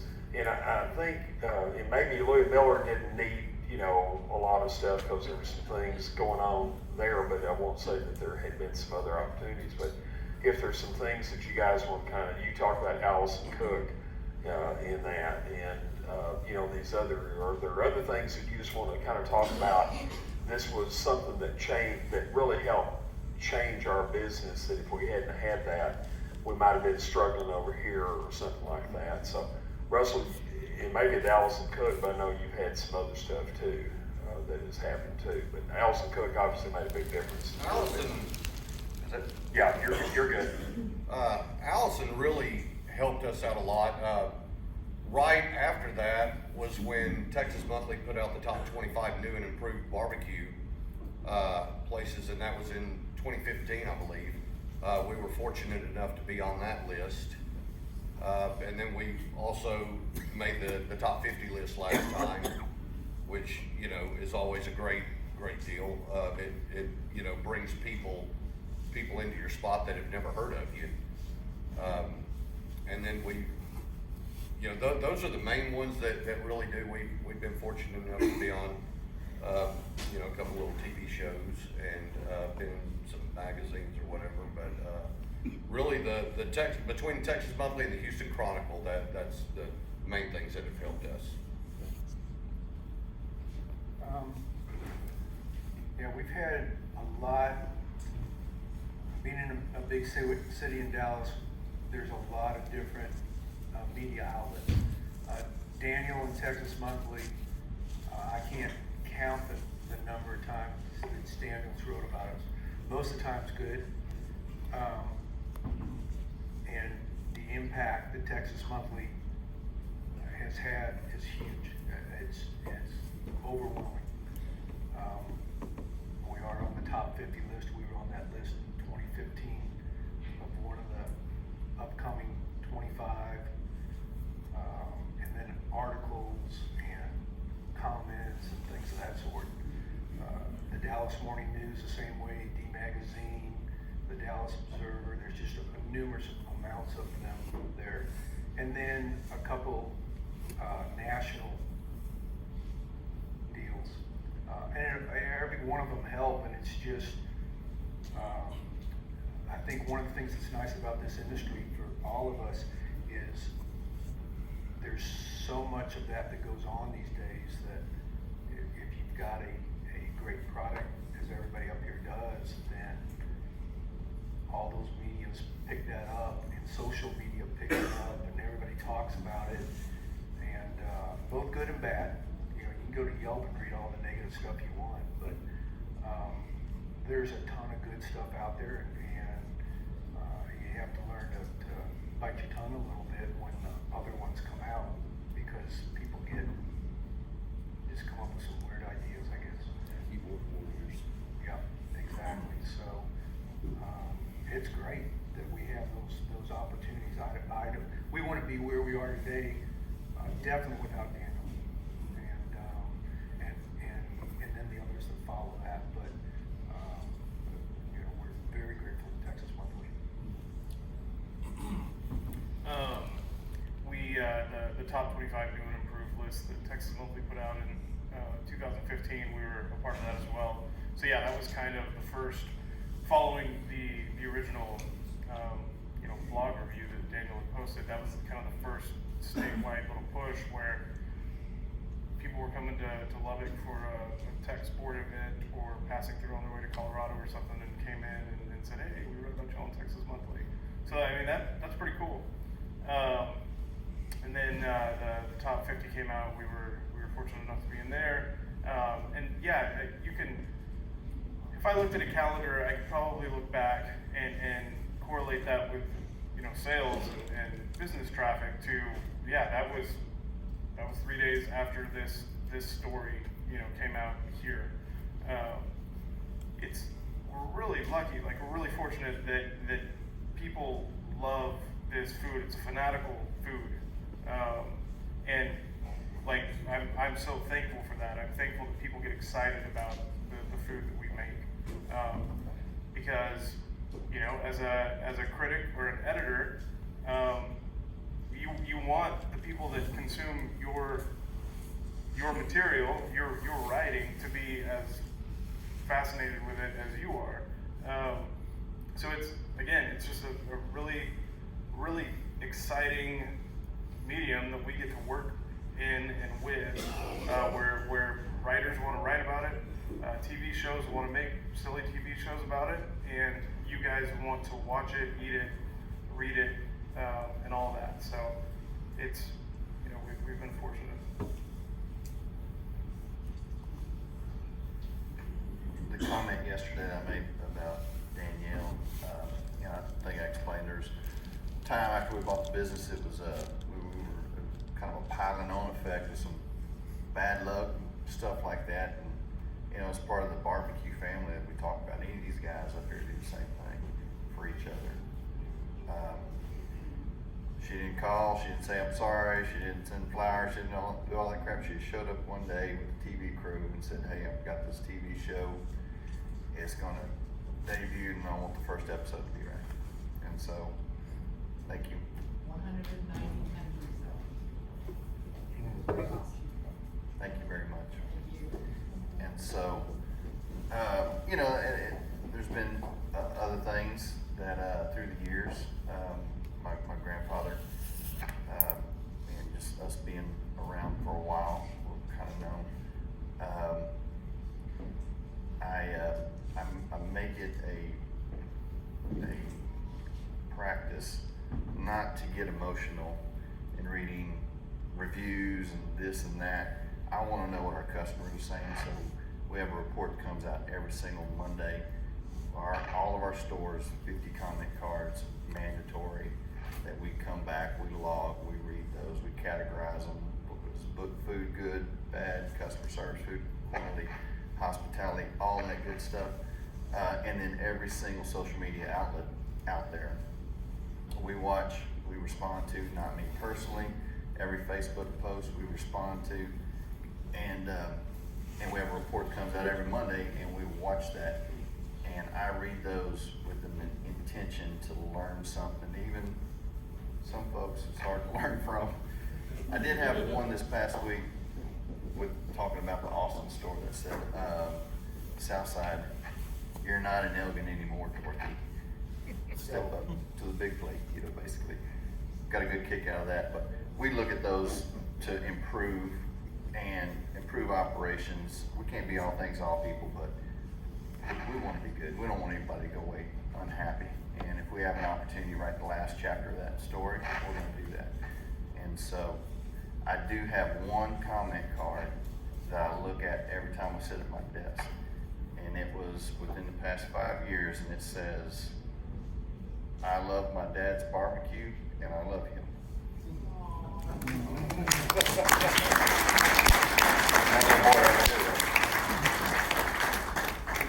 And that's what means the most.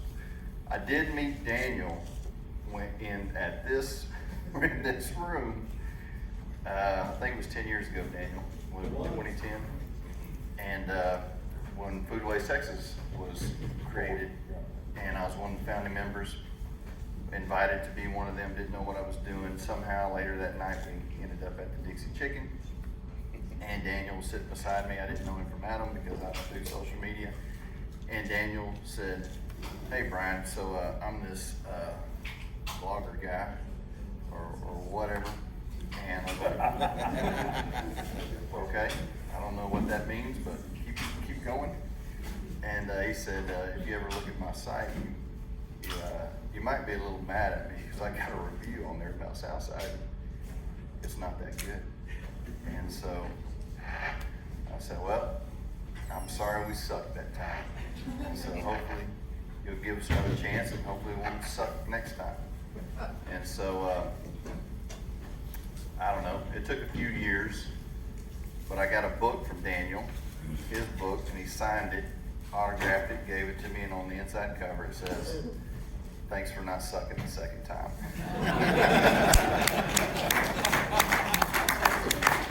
But other than that, I don't think you've ever done anything for me, Dan.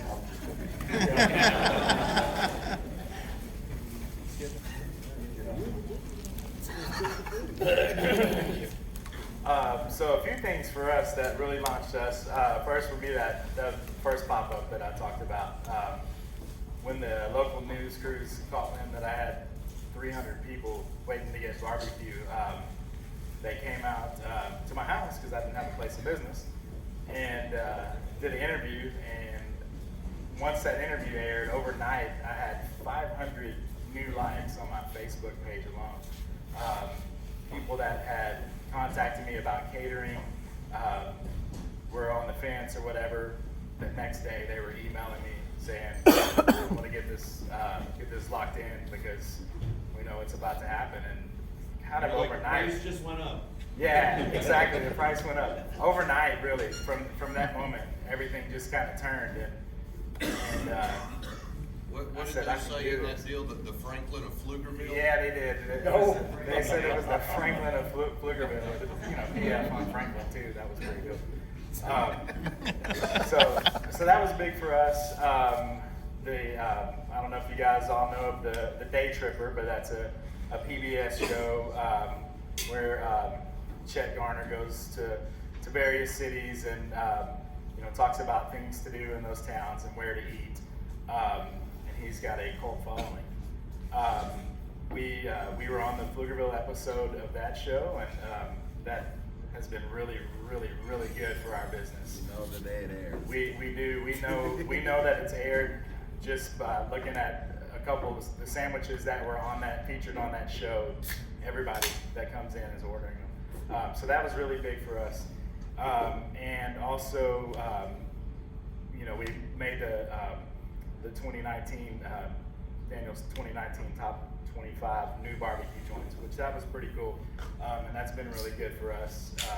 It was really cool for me because I followed his blog from when he was doing full custom gospel when I first started my barbecue trailer, and I was hoping this guy would show up. I don't know if he ever even knew who we were. I knew some of our people were tweeting at him and stuff like that. Whenever the 2013 top 50 list came out, I went to all 50 of those joints, see what they did, how they were different from what I was doing. 2017 list came out, I went to all 50 of those joints. The 2015 top 25 list came out, and I went to all but a couple of those because Arnis and Mallory were way too far away, which I made it to their, but I made it to their place when they made the 2017 list. So I eat a lot of barbecue, and I go to all these places. So to be listed, with those, it's really cool. It's been great for our business. So Daniel, thank you for what you do. It's awesome, and we're gonna bust our tails and hopefully make that next one.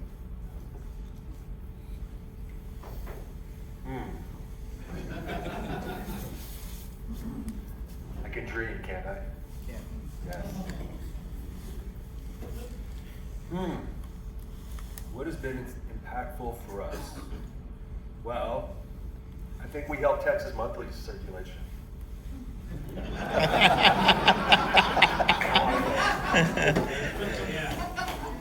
The very first Texas Monthly Barbecue issue came out in the third issue ever in 1973, and it included Louie Mueller Barbecue. So I know you haven't gotten any help from me. We've really been fortunate over the years that media's even cared about what we do, because in Texas, barbecue being as ubiquitous as it is, there's 100 on every downtown space, in every corner, at every convenience store. There was more pits, I think, then than there are even now. They were just everywhere. So to have Texas Monthly speak about us back in the earliest of days is I can't.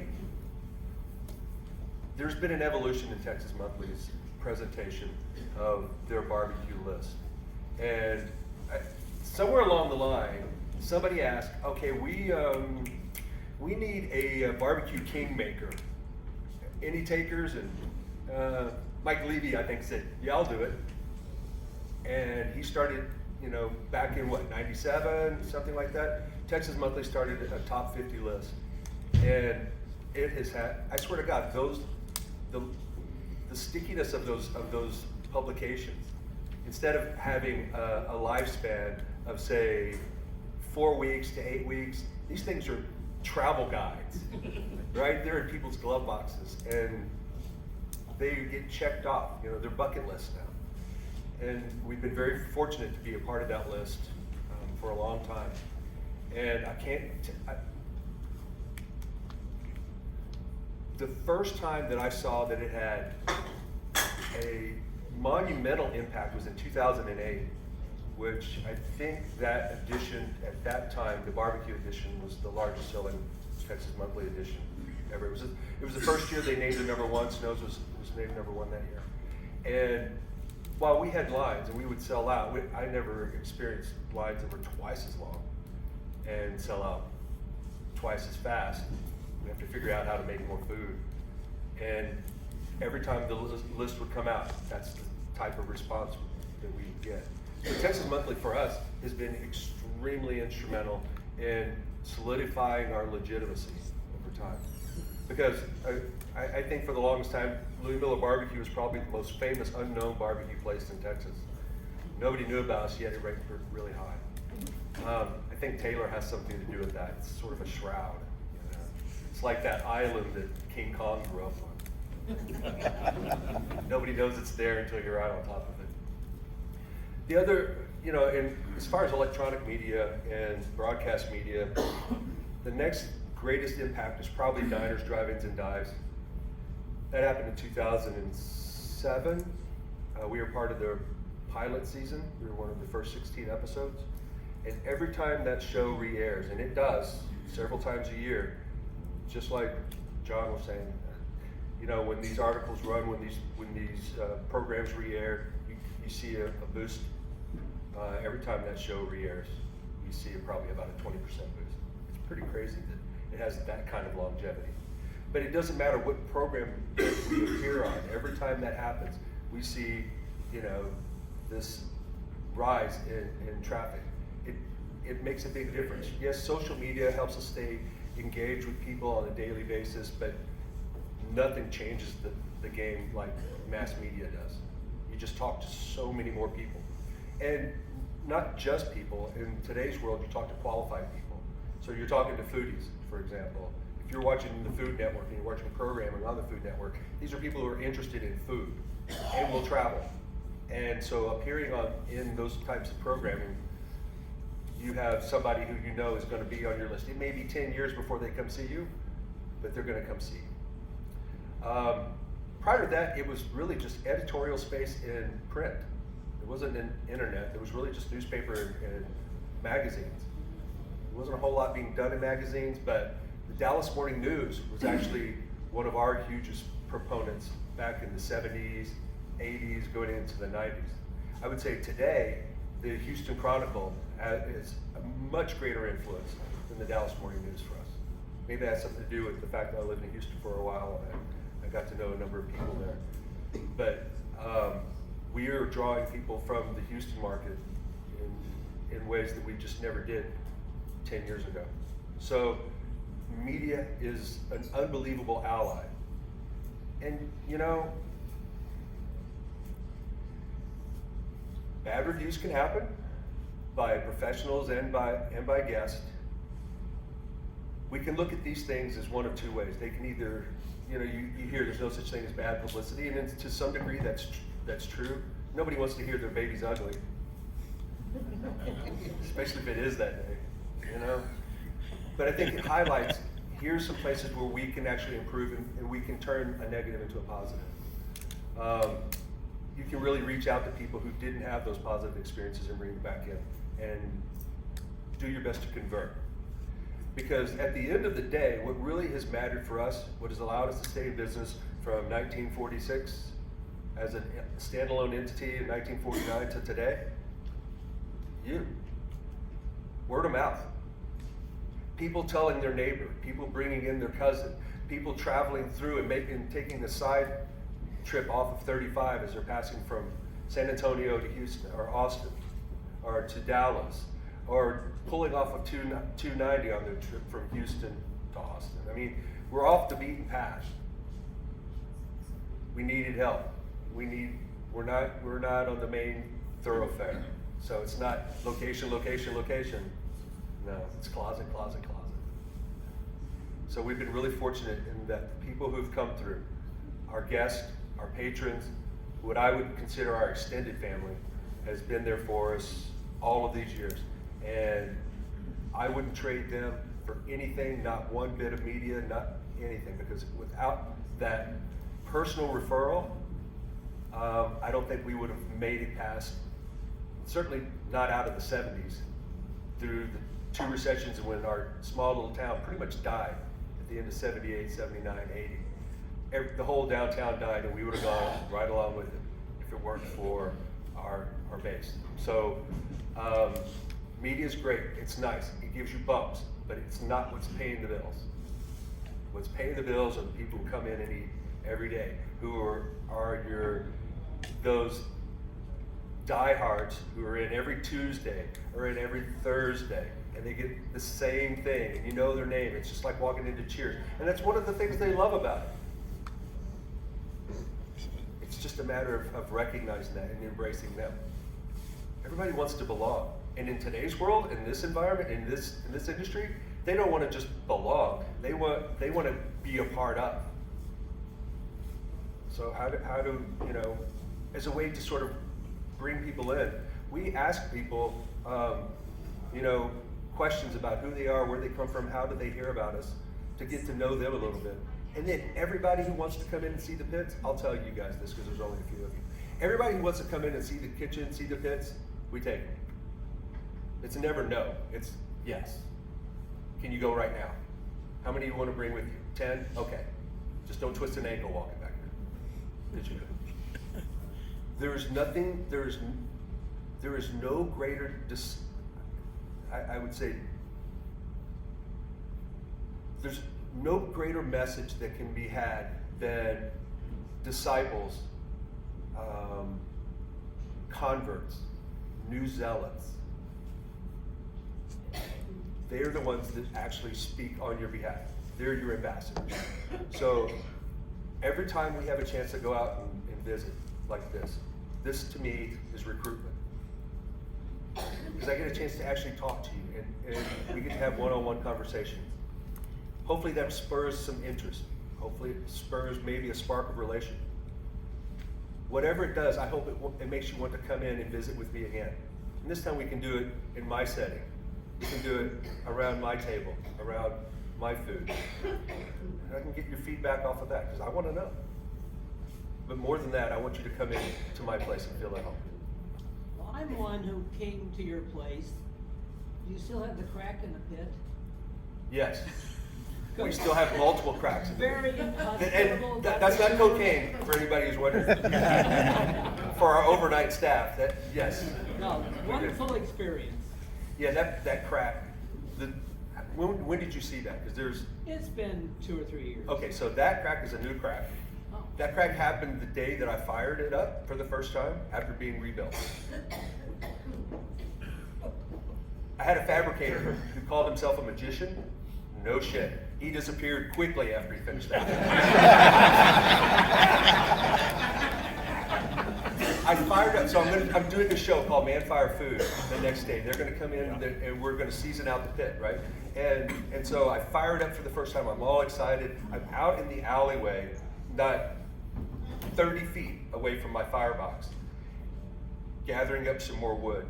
And I wanted to make sure everything was working correctly before they came in the next day. And while I'm out in the alley, I hear what sounds like a cannon go off. And oh my God, it sounded like a bomb dropped in on my building. And I go running inside, I'm like, what? And I look down at the firebox and there are these 2 giant cracks going right down to the firebox door.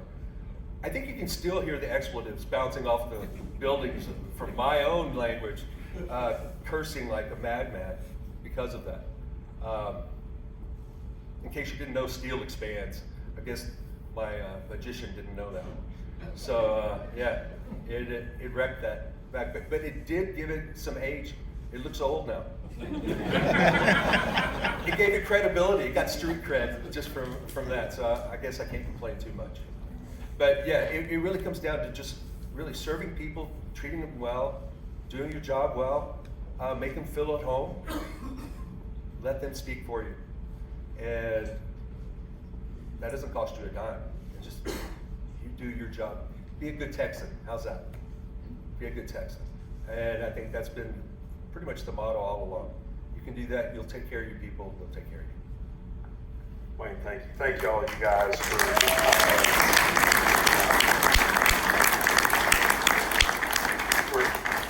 we stayed here all night. As I told you, just love hearing from the guys, and they're such wonderful stories and different backgrounds to get where they are. glad that they're part of the camp, so I'm glad they're part of our program. If we need something, we get on the phone and call them and they say, how can we help? And so we appreciate them so much.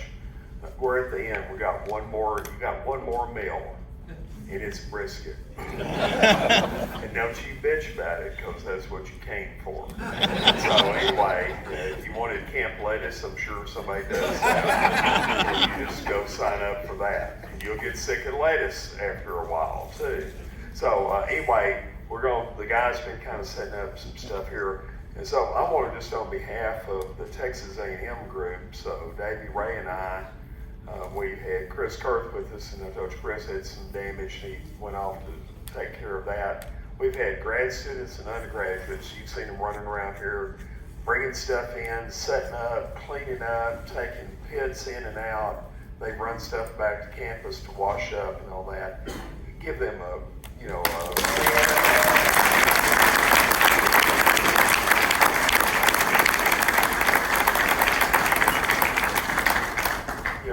when you see them, say thank you and everything like that. They're not all going to be pitmasters, so they're just part of our program, and we're just so glad that they're here helping out on that. Marvin may have something he wants to say, because we're about to get to the point where we're kind of officially done, but we've got one more meal. I know there's still some St. Arnold beer. I think this became easier because you guys found it and started drinking it while we were having this, and so we had kind of happy hour. We need to do that. I know I've sent a note. Davey's got my camera. I always love this photo, so I've asked Davey to get it. So we need to get a photo before we get off the stage, because once I get off, I'm not coming back up on the stage. And so I always get Wayne to help me get off over here, because each year I'm getting older, and I don't need to, have the end of this being how I stepped off the stage and broke my hip or whatever old folks do, things like that. So thank you guys. We're still going to visit. I mean, y'all visit amongst yourself. You got these guys, you know more about them. Talk to them. Figure out when you're going to go see them. Go take that tour. Go Houston, Dallas. You got the big metroplexes and the South Plains kind of covered here. So get on and go visit these guys, as well as some of the other folks that you've met here. And thank all of our speakers, panelists, participants, and all that. You guys have a good, safe trip back home, wherever that may be. And we'll see you 5 or 6 years for some of you at the next camp and things like that. Bye. Thank you.